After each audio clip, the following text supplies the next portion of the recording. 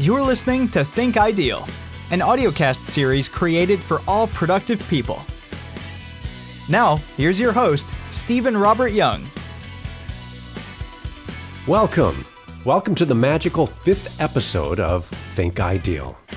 Today, I'd like to do something a bit different. I'd like to share my thought process for some of the work behind the creation of my audiocast episodes, articles, courses, and other projects. Occasionally, as I think through a message that I want to record, I imagine my audience or a conversation I'm having with someone. The role, the prospective respondent to my message, is played by me and unfolds across, dialogue with myself. Today's episode is dedicated to everyone who is interested in sales, be they managers, business owners, or representatives of a company's products or services. The topic is modelability, a concept I introduced in my first book, The Sales Success. So, when I decided to present modelability today, I imagined a conversation with a sales manager. Before I share how that conversation transpired, in case you don't already know, you should know something about my early career, which is quite anomalous. I was 19 when I applied for a job that I was not at all qualified to fill. Nonetheless, the company owner, who was an industry leader, decided to take a chance on me. My hire made me the youngest sales executive in the history of the company. I was taught the company's products and services, but I was on my own to figure out how to sell them, since the company didn't provide sales training. In retrospect, having been on my own to figure out how to sell gave me an advantage. Being analytical and determined to succeed, my close attention to sales situations and all other aspects of sales led me to discover how to succeed in sales. Over the course of my tenure, I quadrupled sales, was promoted 3 times, and before the age of 30 was leading a multi-million-dollar division of the company as its sales and marketing manager. I've enjoyed working with some of the most recognizable companies in the world. In 2008, I was inspired to launch my own business with a simple goal to help more companies achieve their greatest sales accomplishments. Over the years, I've worked with companies that represent more than 24 industries in markets from Los Angeles to New York City.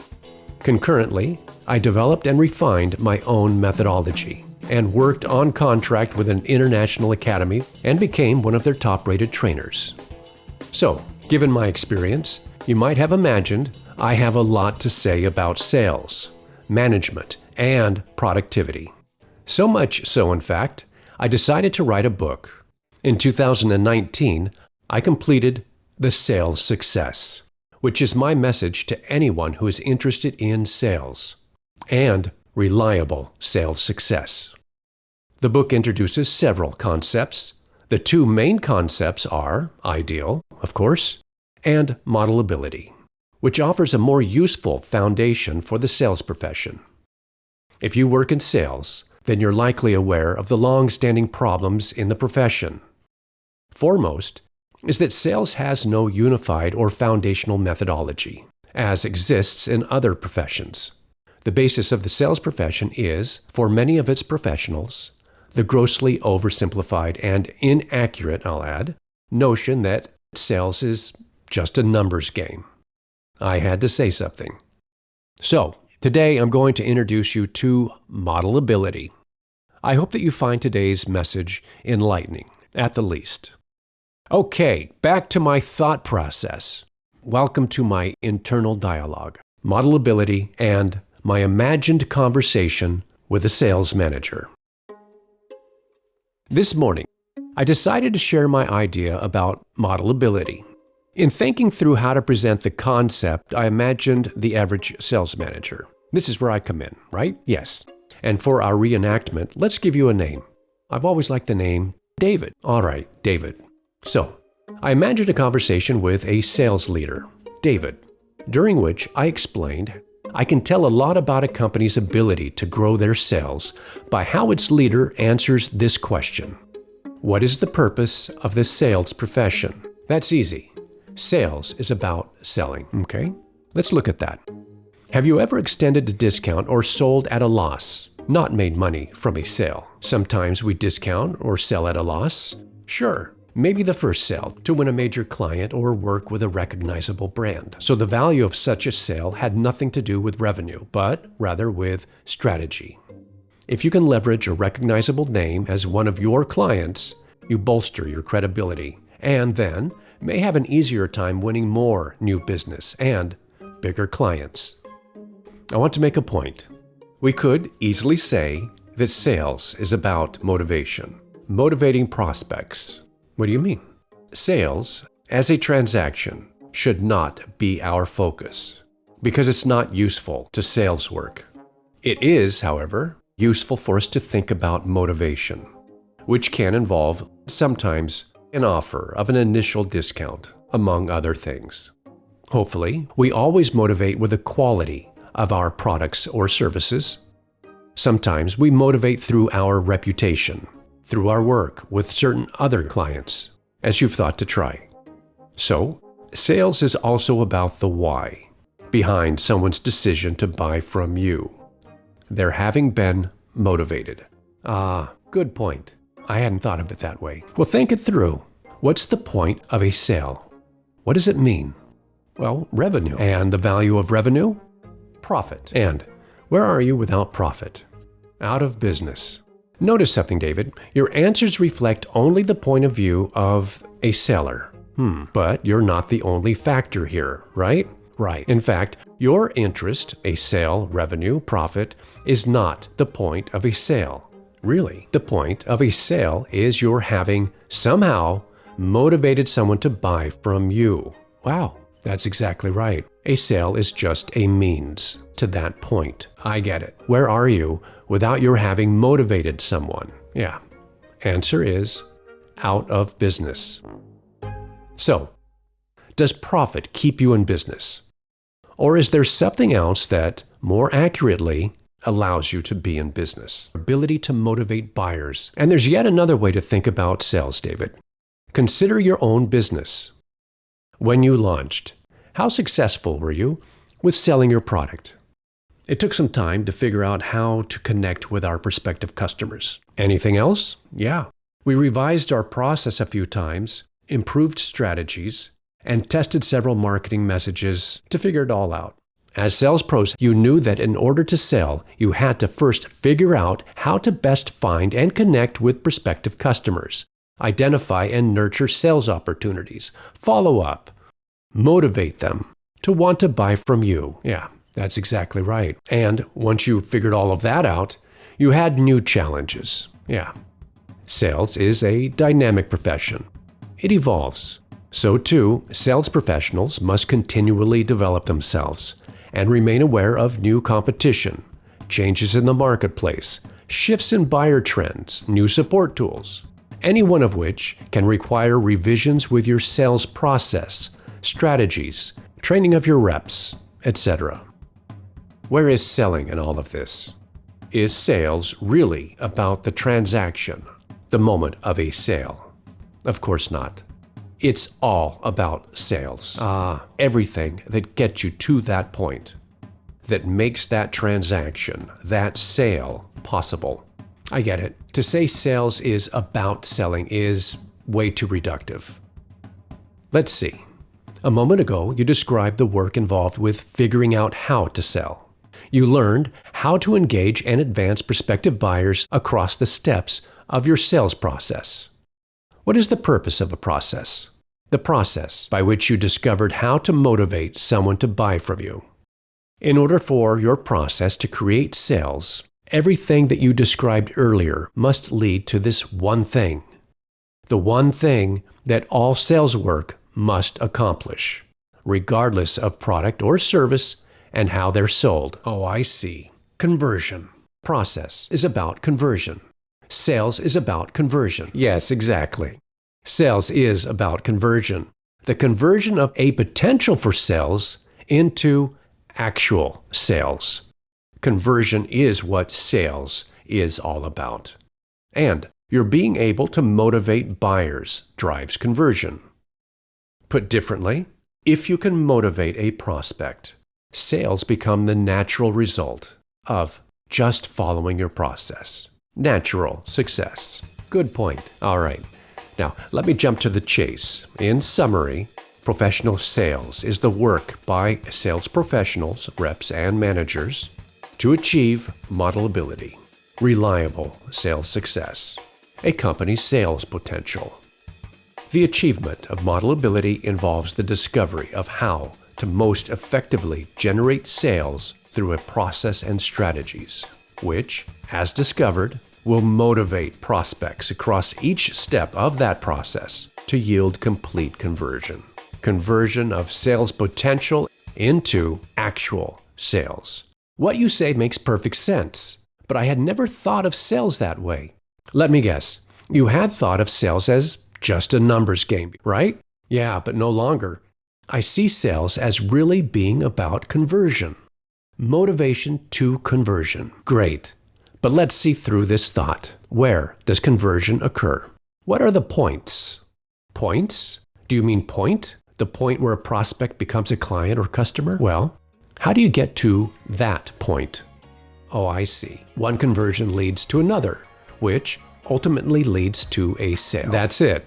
So potentially, depending on your industry and how you sell, you could face a few points where conversion must occur in order for you to sell.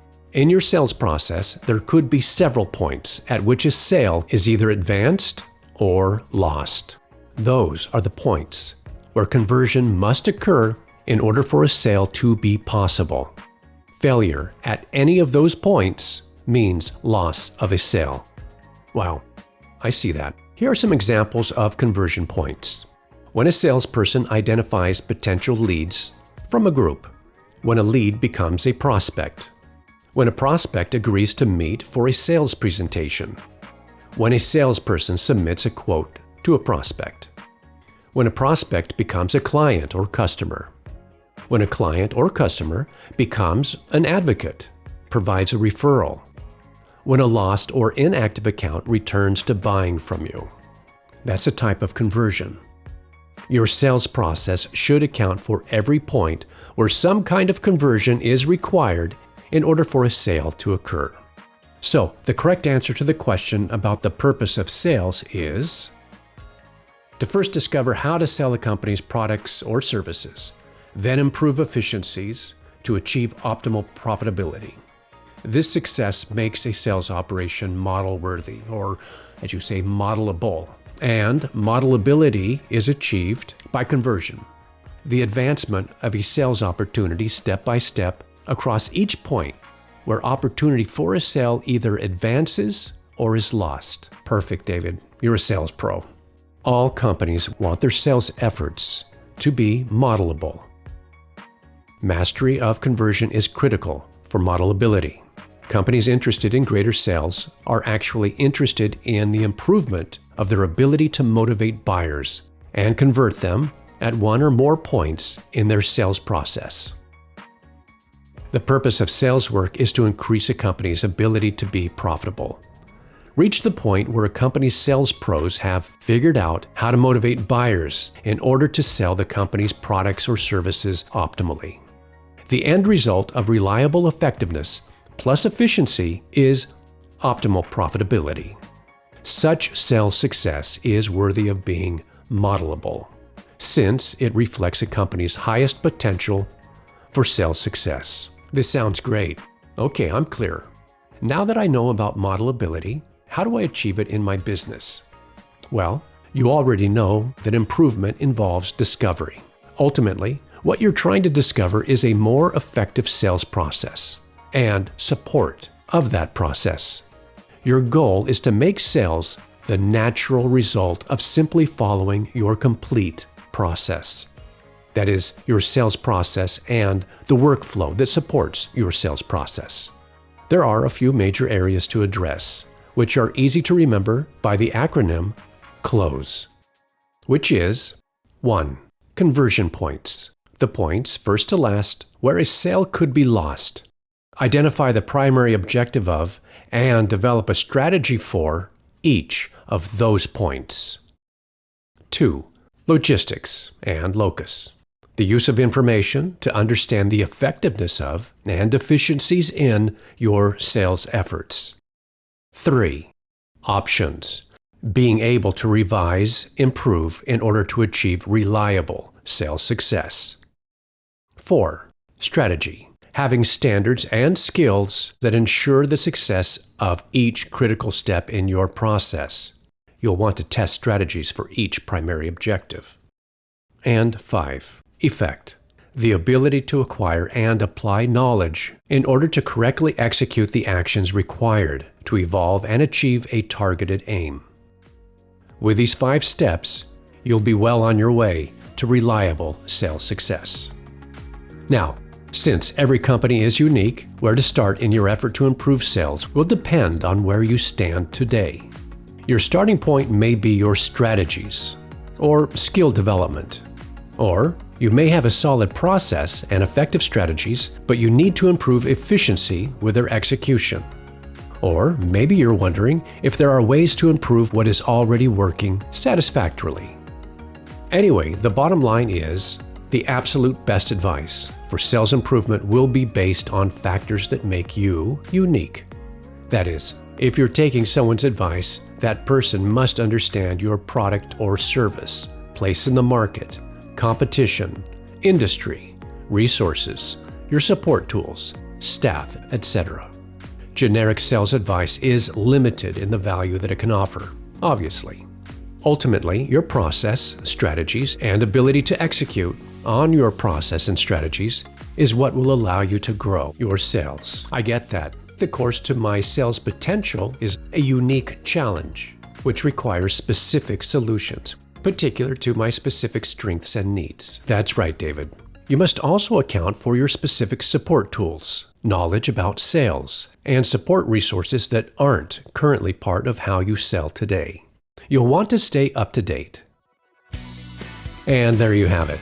I'm going to stop here before dialogue with myself shifts into my need to go to the gym and what to have for dinner tonight. I hope you enjoyed this message. If sales is a subject that you care about, I invite you to contact me with your questions. If you would like to know more about modelability, how to motivate your prospective buyers, and how to make your business or your sales efforts modelable, reach your full sales potential, jump over to StephenRobertYoung.com and check out my course, The Sales Success, based on my book. If you found value in today's message, please share it with a friend or colleague. I'd appreciate that. I'll close today's episode with this reminder that life is a process. Improve, achieve, and become what is important to you in your personal life and business. Think and apply IDEAL, because IDEAL applies to you. All the best to you for continued and greater success. If you enjoyed this episode, share it and consider subscribing. Your support of Think Ideal is always appreciated. Visit StephenRobertYoung.com for articles, courses, and to schedule a free consultation for yourself or business. Remember, life is a process. Improve, achieve, become. Think Ideal.